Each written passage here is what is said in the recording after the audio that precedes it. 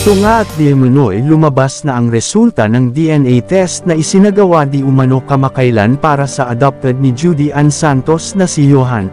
Ayon sa chika ay tila nagulat di umano ang nasabing actress sa resulta at maging ang aktor na si Piolo Pascual. Di nga ito makapaniwala sa nasabing DNA test sapagkat wala di umano sa isip ni Piolo na may DNA test palang isinigawa para sa adopted ni Judy Ann Santos.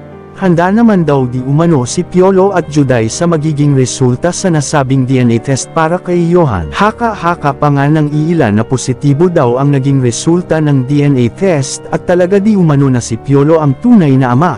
Tila hanggang sa ngayon ay tikong bibig pa nga sina Judy Ann Santos at ang aktor na si Piolo Pascual na resulta ng DNA test at baka soon ay isapubliko na nila ito.